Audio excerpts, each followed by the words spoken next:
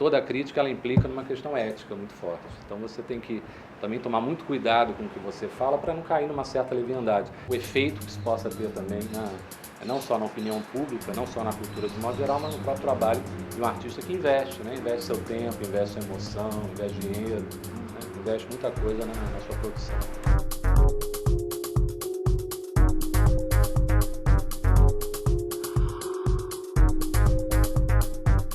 Fico curiosa, porque de uma maneira geral, os críticos acabam se tornando também amigos do artista, né? Então, ou você é amigo e aí você fala bem, ou você não é amigo e você fala mal. Como é que você entende essa relação? Fico pensando assim, por que se faz a crítica? Qual é o sentido, qual é a razão da crítica, né? Porque detonar por detonar, né, eu acho que não contribui nada para a própria cultura, para o próprio processo artístico daquele artista. Então, normalmente, eu tenho o princípio, se eu gosto de alguns aspectos de um determinado espetáculo, né, eu destaco esses aspectos. Se eu não gosto de nada, né, no que diria respeito a uma unidade, aí eu nem faço a crítica, né? Normalmente eu faço assim. Agora, eu acho que existem dois tipos de crítica. Tem um tipo de crítica que faz uma análise evolutiva do artista. Então você tem um conhecimento amplo do coreógrafo, né, do bailarino, você tem um conhecimento amplo da companhia de dança. Um outro tipo de crítica, que é a que me interessa mais, é fazer uma representação da cultura. Então, por exemplo, o espetáculo de dança como uma leitura do momento que eu vivo na contemporaneidade, né? Isso me interessa mais, porque isso me situa enquanto ser humano na minha condição humana hoje. O grande barato da dança é colocar as pessoas em contato com algo que elas não dominam. E a gente precisa disso, né? A gente precisa tirar as pessoas do eixo, né? Qual espetáculo te tirou do eixo? Tem vários. Olha, eu não vou falar de um espetáculo, eu vou falar de um filme que é o Pina. Ai, sim. Né? Porque eu acho que o Pina, ele não só me tirou do eixo enquanto dança, mas ele me tirou do eixo enquanto uso da própria linguagem do 3D, né? Eu percebi ali assim, o uso da narrativa, né? Dialogando com o 3D, não assim a narrativa submetida ao 3D.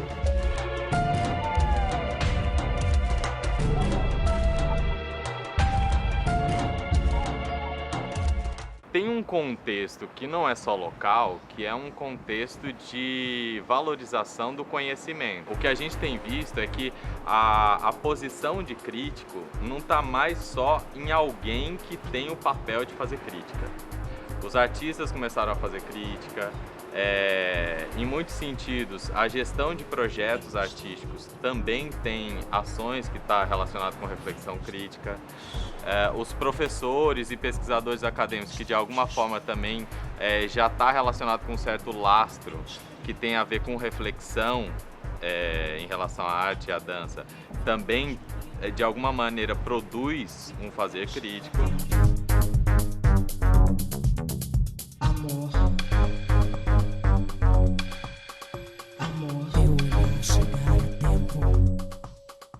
Quando o trabalho crítico ele vem no sentido de um enquadramento e de uma generalização, ele pode correr o risco de estar, ao invés de enriquecer a possibilidade da experiência da pessoa, né, em termos de formação de plateia, massificar e restringir a multiplicidade de acessos ou às vezes a singularidade de acesso que aquela pessoa poderia fazer e que é um caminho totalmente dela, né?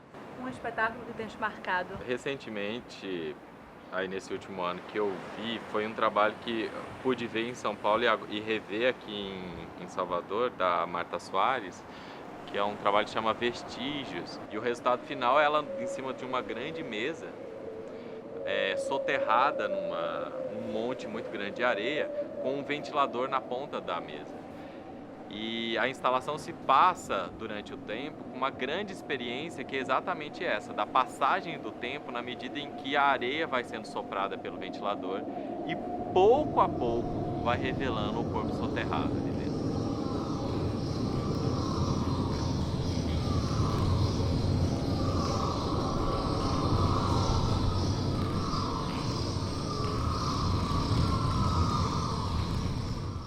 falar de crítica de dança é um pouco a gente pensar em reflexão sobre dança.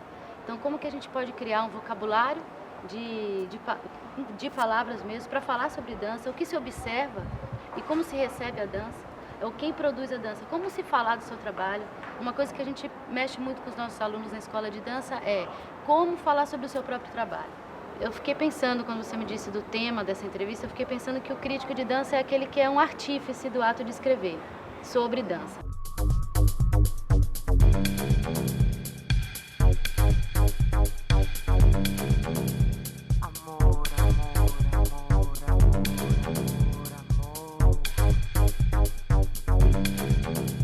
Esse profissional tem que se colocar num papel, tem que se colocar não como um papel menos avaliativo. Estou aqui para avaliar este trabalho, dizer se ele é bom ou se ele é ruim, para validá-lo. Não é isso que se coloca. Ele tem que mostrar para o leitor, né, aquele que vai...